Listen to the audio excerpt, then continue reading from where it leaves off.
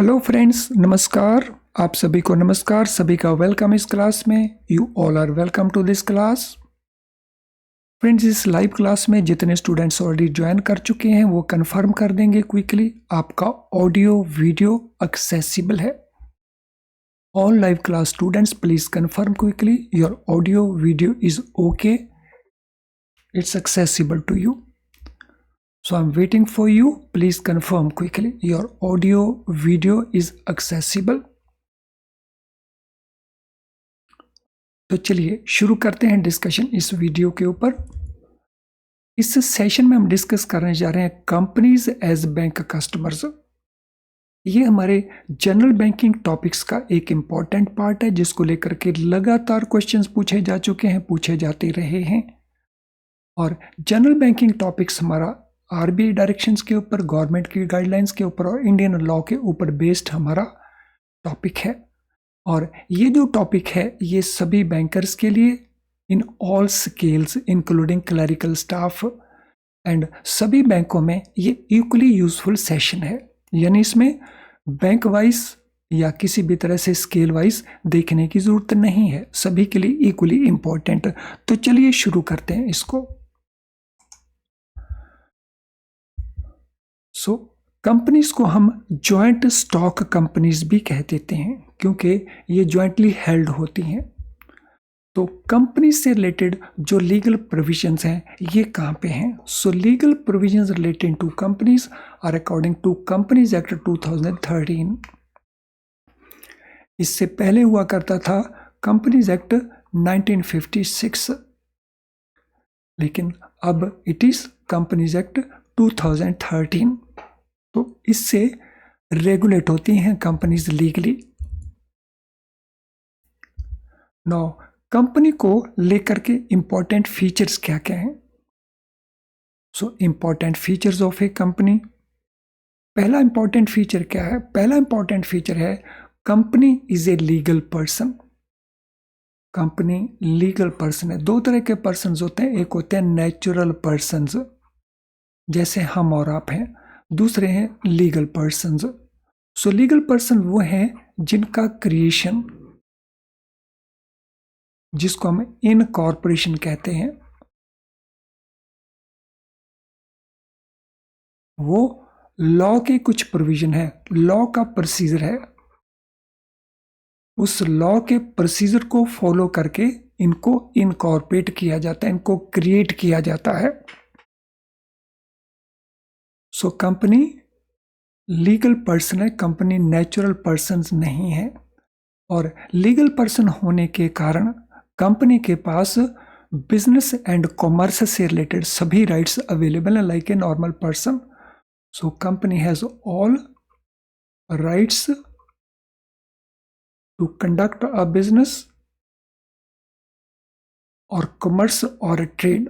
तो company business कर सकती है being a legal heir. Now company has perpetual succession. अभी हमने देखा था कंपनी का क्रिएशन कैसे होता है। सो कंपनी का क्रिएशन होता है लॉ के एक प्रोसीजर को फॉलो करते हुए।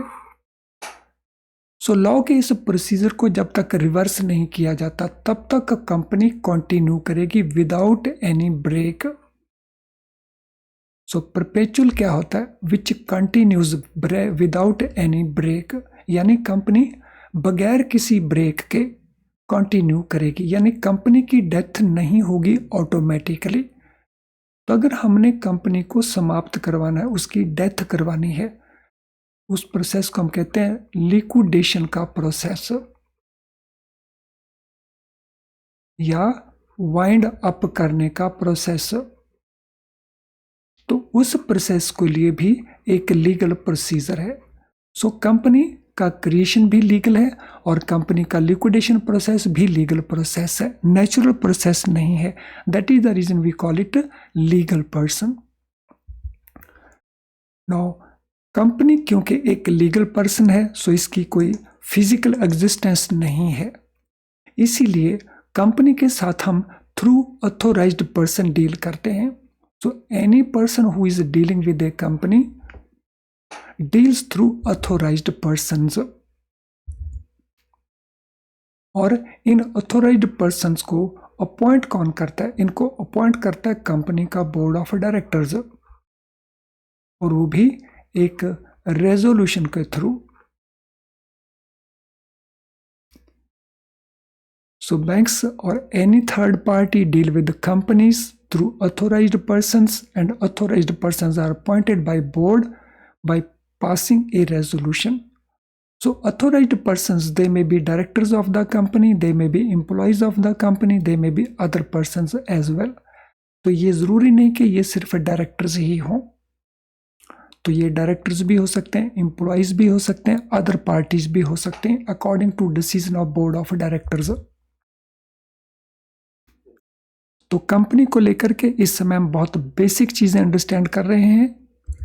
तो जो अगर हमें क्लियर हो तो बहुत सारे ऐसे क्वेश्चंस हैं जिनके आंसर्स हम बहुत आसानी से क्विकली दे सकते हैं बगैर किसी कंफ्यूजन के। Owners of a company, company के ओनर्स कौन है? कंपनी के ओनर्स हैं शेयर होल्डर्स या मेंबर्स, और ये जॉइंटली होल्ड करते हैं कंपनी को, accept in case of OMC। So OMC एक ऐसी कंपनी है जिसको हम कहते हैं वन मैन कंपनी या OPC, वन पर्सन कंपनी। इसको छोड़ करके बाकी सभी कंपनीज में शेयर होल्डर जो है, मेंबर जो हैं, वो जॉइंटली होल्ड करते हैं कंपनी को, लेकिन OMC के अंदर केवल एक शेयर होल्डर होता है। नो कंपनी का मैनेजमेंट कौन करता है? So company is managed by board of directors. तो ये बोर्ड ऑफ डायरेक्टर्स मैनेज करते हैं। और बोर्ड ऑफ डायरेक्टर्स कौन है? सो बोर्ड ऑफ डायरेक्टर्स में लोग होते हैं प्रमोटर्स, जो कंपनी के प्रमोटर्स हैं, या शेयर होल्डर्स के representatives.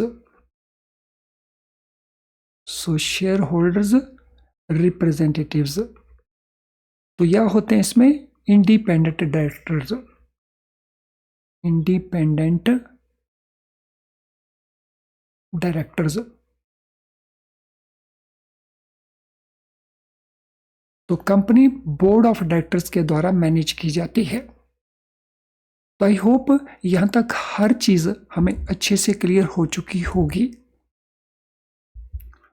Now important documents in respect of a company. Company के केस में 5 ऐसे डॉक्यूमेंट हैं जो इंपॉर्टेंट डॉक्यूमेंट्स हैं। ये 5 इंपॉर्टेंट डॉक्यूमेंट्स कौन कौन से हैं? पहले इनके केवल नाम लिख लेंगे, फिर इनका फंक्शन क्या है उसको नोट कर लेंगे। तो ये 5 इंपॉर्टेंट डॉक्यूमेंट में number 1 memorandum of association. So short में हम इसको MOA भी कह देते हैं। सेकंड डॉक्यूमेंट है articles of association.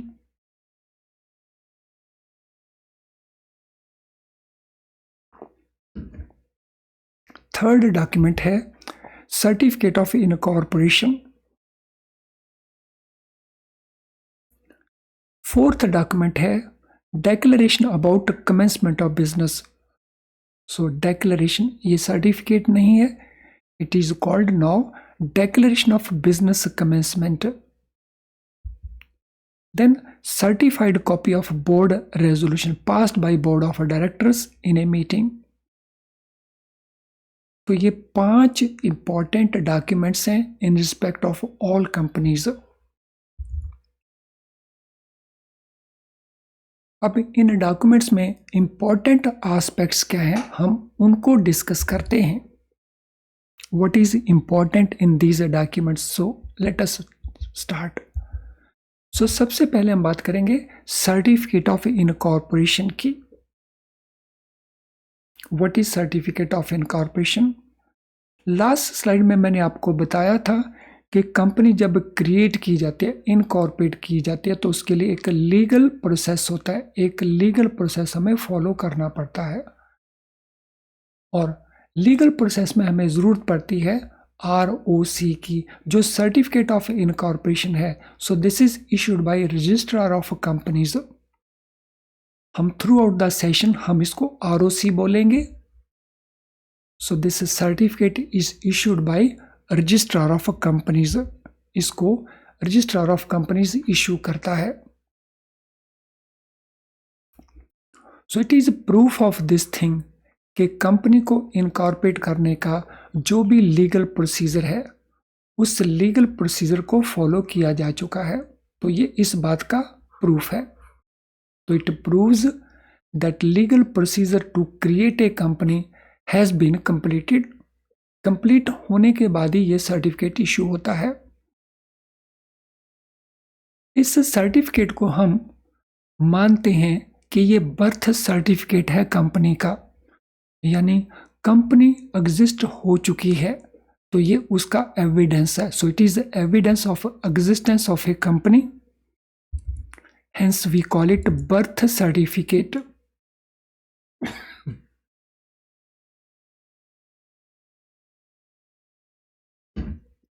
So it is proof of existence.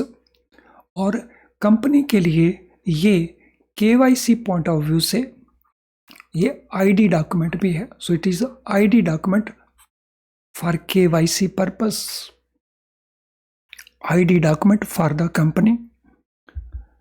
So for opening account it is ID document. Now second important document है memorandum of association. Memorandum of association को लेकर के क्या क्या इंपॉर्टेंट एस्पेक्ट्स हैं। So it is authorised and signed by the shareholders. ये वो document है जिसको शेयर होल्डर्स क्रिएट करते हैं। जो इनिशियल शेयर होल्डर्स हैं वो क्रिएट करते हैं। जो सब्सिक्वेंट शेयर होल्डर्स हैं वो इसको एक्सेप्ट करते हैं, इसको साइन करते हैं। So it is authorised and signed by shareholders. सो किसी ने भी कंपनी का शेयर होल्डर बनना है तो वो अंडरटेक करेगा कि वो मेमोरेंडम ऑफ एसोसिएशन को, आर्टिकल ऑफ एसोसिएशन को, दोनों को एक्सेप्ट करता है। So it contains detail of objectives of the company.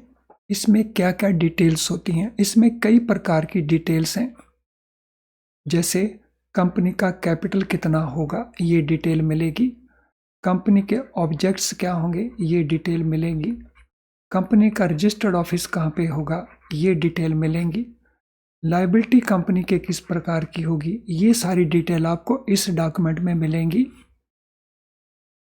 So it contains details of objectives और activities of the company. Any other activity which is not mentioned here, so that is called ultra wires the company। कोई भी ऐसी activity, कोई भी ऐसा objectives जो इसके अंदर नहीं मेंशन्ड है उसको हम कहेंगे अल्ट्रा वायर्स। अल्ट्रा वायर्स का मीनिंग होता है beyond powers of the company, beyond powers of the company. तो अगर कंपनी कुछ भी अल्ट्रा वायर्स करती है तो उस केस में what will be the result? Ultra vires activity means beyond powers of the company and it can not be ratified by the company. तो कंपनी इसको कंफर्म नहीं कर सकती,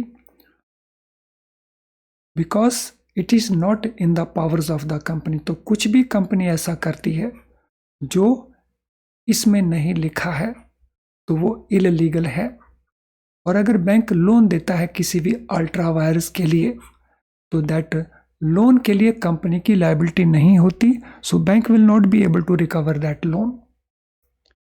और यहाँ पे एक बात का और ध्यान रखना है, तो जब हम कहते हैं अल्ट्रा वायर्स तो अल्ट्रा वायर्स डायरेक्टर्स भी हो सकता है, अल्ट्रा वायर्स कंपनी भी हो सकता है। तो अगर ये अल्ट्रा वायर्स डायरेक्टर है मीन्स डायरेक्टर्स की पावर्स की बियॉन्ड है, तो कंपनी इसको रेटिफाई कर सकती है, कंपनी इसको कंफर्म कर सकती है। लेकिन अगर ये अल्ट्रा वायर्स द कंपनी है तो कंपनी इसको रेटिफाई नहीं कर सकती, यानी ultra vires bye directors is possible, ultra vires by company it can not be ratified. तो आई होप यहाँ तक सारे पॉइंट्स आपको बहुत अच्छे से क्लियर हो चुके होंगे। अब हम अगले डॉक्यूमेंट की बात करते हैं, आर्टिकल ऑफ एसोसिएशन। हाँ, मेमोरेंडम के बारे में हम एक बात और नोट कर लेंगे। सो इस डॉक्यूमेंट को हम चार्टर ऑफ द कंपनी भी कहते हैं मेमोरेंडम को, it is called charter of the company, और इसको हम कहते हैं document of outdoor management. So memorandum is also known as document of outdoor management या चार्टर ऑफ द कंपनी। अब हम बात करेंगे आर्टिकल्स की। सो आर्टिकल्स क्या है? So this is also authorized and signed by the shareholders. इसको shareholders और ऑथोराइज भी करते हैं, साइन भी करते हैं, एक्सेप्ट करते हैं। So it contains internal rules of the company. So company के इंटरनल प्रोसीजर क्या होंगे, तो it is mentioned in this document. So it contains internal rules of the company.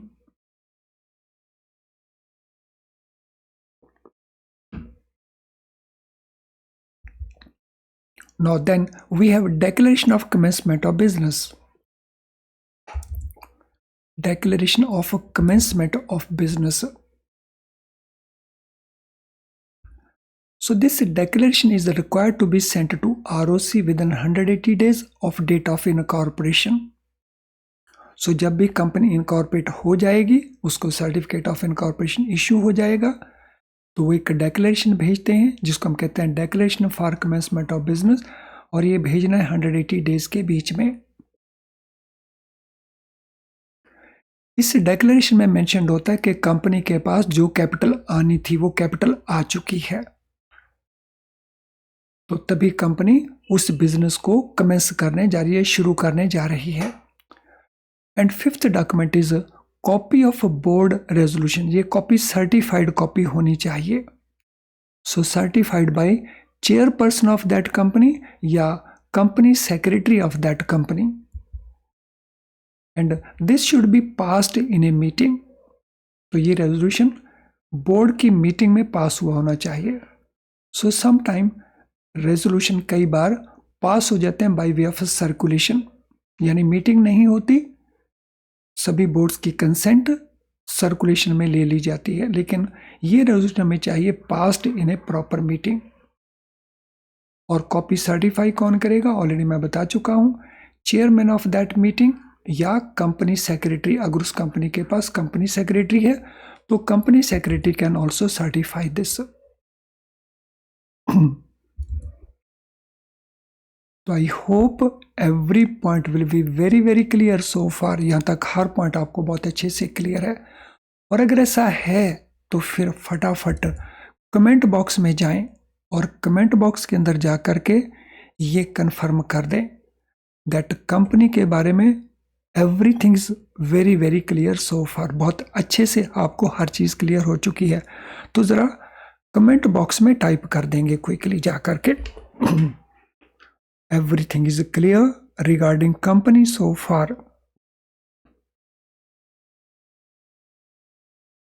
तो चलें अब आगे चलते हैं। नो नेक्स्ट पार्ट है types of companies.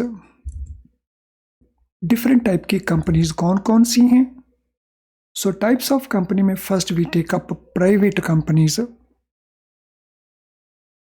Private companies हम किन को कहेंगे, इनके क्या फीचर्स हैं? ऐसी कंपनीज के 3 इंपॉर्टेंट फीचर्स होते हैं। इन कंपनीज के जो आर्टिकल्स ऑफ एसोसिएशन हैं वो कुछ रिस्ट्रिक्शंस इंपोज करते हैं कि कंपनी क्या क्या नहीं कर सकती। तो इन रिस्ट्रिक्शन में सबसे पहली रिस्ट्रिक्शन है company can not go for public issue. Company prospect issue नहीं कर सकती। सो प्रॉस्पेक्ट्स तब इशू होते हैं जब किसी कंपनी को पब्लिक इशू करना होता है to get capital from public, तो ये कंपनी पब्लिक इशू नहीं कर सकती। So this is first restriction. और ये रिस्ट्रिक्शन कौन इंपोज करता है? ये रिस्ट्रिक्शन इंपोज करता है articles of association. Second restriction क्या है? No listing of shares on stock exchange. इसके शेयर्स स्टॉक एक्सचेंज के ऊपर लिस्ट नहीं हो सकते, तो दैट मीन उन शेयर्स की ट्रेडिंग नहीं हो सकती, तो उनका सेल परचेज करना मना है, तो there can not be any trading of these shares. And what is the third restriction? Third restriction है restriction on transfer of shares, क्योंकि इसमें जो शेयर होल्डर्स हैं उनकी गिनती जो है वो लिमिटेड है। आगे जाके मैं बताने वाला हूँ उनकी गिनती कितनी होती है। तो शेयर होल्डर्स की गिनती लिमिटेड होने के कारण इसमें रिस्ट्रिक्शंस हैं ऑन ट्रांसफर ऑफ शेयर्स। तो अगर किसी कंपनी के आर्टिकल्स में ये 3 रिस्ट्रिक्शंस हो तो it means it is a private company, तो उस कंपनी को हम प्राइवेट कंपनी कहेंगे। नेक्स्ट है पब्लिक कंपनी, हम किसको कहेंगे? What is public company? Public company का जो डेफिनेशन है बहुत ही आसान है, बहुत सिंपल है, बहुत ही छोटा सा डेफिनेशन है। Any company which is not a private company, तो that will be a public company. जो कंपनी प्राइवेट कंपनी नहीं है वो पब्लिक कंपनी होगी। और प्राइवेट कंपनी कौन सी नहीं है जिसके ऊपर ये रिस्ट्रिक्शन है, ये रिस्ट्रिक्शन और ये रिस्ट्रिक्शन है? दिस मीन पब्लिक कंपनी के ऊपर इन वाली रिस्ट्रिक्शंस एप्लीकेबल नहीं है, ये रिस्ट्रिक्शन एप्लीकेबल नहीं है on A public company. So it is so simple, it is a so small definition. Government companies, government companies हम किनको कहते हैं? ऐसी कंपनीज जिनकी मिनिमम शेयर होल्डिंग गवर्नमेंट के पास है। So those companies where minimum 51% share holding that is with the government, minimum 51। तो ये गवर्नमेंट सेंट्रल गवर्नमेंट हो सकती है, ये गवर्नमेंट स्टेट गवर्नमेंट हो सकती है, ये फर्दर उनके डिपार्टमेंट्स हो सकते हैं, सेंट्रल या स्टेट गवर्नमेंट के डिपार्टमेंट्स। तो अगर वो मिलके, सभी मिलके एटलीस्ट 51% शेयर्स होल्ड करते हैं तो उनको हम कहते हैं government companies. Now small companies, small companies क्या होती हैं? सो स्मॉल कंपनीज ये नया कॉन्सेप्ट है कंपनीज एक्ट 2013 की सेक्शन 2 के मुताबिक। स्मॉल कंपनीज वो कंपनीज हैं जो पब्लिक कंपनीज नहीं हैं, अदर देन पब्लिक कंपनीज ये हैं। So they are companies other than public companies, mean ये प्राइवेट कंपनीज हुई। इनका paid up share capital it can not be more than 10 crore according to law.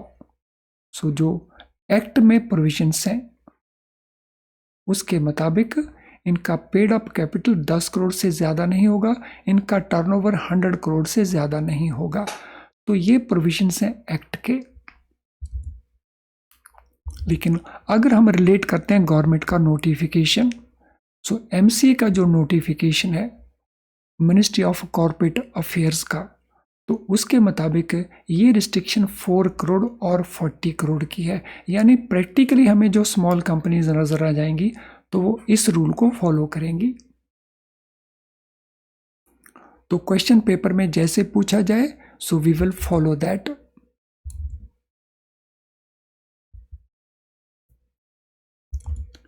तो I hope everything is very clear so far. Friends, before we move further, this is important information for you. Free live class जो इस समय आप watch कर रहे हैं, ये class बहुत यूजफुल है अगर आपने अपने स्कोर को इम्प्रूव करना है, इसलिए इस क्लास को कभी भी मिस मत करिए। लेकिन is it enough to pass the exam? No, it is not enough to pass the exam. Exam को पास करने के लिए हमें पूरे सिलेबस को कवर करना होगा, जिसमें हम इंटरनल सर्कुलर्स को भी करेंगे, जनरल बैंकिंग को भी करेंगे। इंटरनल सर्कुलर्स आपको अपने लेवल के ऊपर करने होंगे। फ्री लाइव क्लास में हम जनरल बैंकिंग कवर करते हैं, लेकिन पूरे जनरल बैंकिंग को कवर नहीं कर पाते because of the time constraints. तो उसके लिए फुल जनरल बैंकिंग को कवर करने के लिए हमारे पास अवेलेबल हैं best quality very low priced video lessons, उनको आप यूज़ कर सकते हैं। उसके अलावा प्रैक्टिस के लिए आप हमारे क्वेश्चन बैंक को यूज़ करें, हमारा PDF स्टडी नोट्स हैं उनको भी यूज़ कर सकते हैं। RBI की नोटिफिकेशन जो हैं करंट वो भी आपको प्रेपर करनी होती हैं, वो भी आपको मिल जाएंगी। और इसके अलावा गवर्नमेंट स्पॉन्सर्ड स्कीम्स जो हैं वो भी आपको मिल जाएंगी। तो अगर आप इनको यूज़ करते हैं तो आपकी जनरल बैंकिंग की बहुत अच्छी प्रिपरेशन हो सकती है, आपको बहुत अच्छा स्कोर जनरल बैंकिंग देके जा सकता है, जो आपके पेपर में मेजर पोर्शन होता है। अब ये मिलेंगे आपको कहाँ? तो ये मिलेंगे हमारी ऐप के थ्रू या हमारी वेबसाइट के थ्रू। तो आप इनको यूज़ करिए और इनका बेनिफिट लीजिए। आज का सेशन अगर आपको यूज़फुल नहीं लगा तो इसको डिसलाइक ज़रूर कर दीजिए, लेकिन अगर ये यूज़फुल लग रहा है तो फिर लाइक करने में भी संकोच मत करें। तो इसको लाइक कर दीजिए और इसके जो लिंक है उसको शेयर कर दें अपने व्हाट्सएप ग्रुप के ऊपर, अपने फेसबुक पेज के ऊपर या किसी भी ऐसे सोशल मीडिया जिसमें आप एसोसिएटेड हैं। आज के सेशन से रिलेटेड अगर आपका कोई भी क्वेश्चन हो तो आप कमेंट बॉक्स में अपने क्वेश्चन को टाइप कर सकते हो। इसके अलावा अगर आपकी कोई क्वेरी है तो ये हमारा ईमेल आईडी है, हमारे ईमेल आईडी के ऊपर आप हमें मैसेज दे दीजिए, हम सूटेबली उसको आंसर करेंगे और आपकी हेल्प करेंगे। तो चलिए अब हम चलते हैं आगे। अब हम बात करेंगे डायरेक्टर्स की और शेयर होल्डर्स की। Number of directors and share holders, इनका नंबर क्या रह सकता है? So number of share holders, पहले हम इसको टेकअप करते हैं और यहाँ पे हम सेग्रीगेशन कर लेंगे, प्राइवेट कंपनी में कितने हैं और पब्लिक कंपनी में कितने हैं। पहले हम बात कर रहे हैं नंबर ऑफ शेयर होल्डर्स की। इन case of private company the number of share holder minimum is 2, maximum is 200। 200 से ज़्यादा शेयर होल्डर्स नहीं हो सकते and that is the reason कि इसका जो आर्टिकल ऑफ एसोसिएशन है वो शेयर को ट्रांसफ़र करने के ऊपर रिस्ट्रिक्शंस इम्पोज करता है।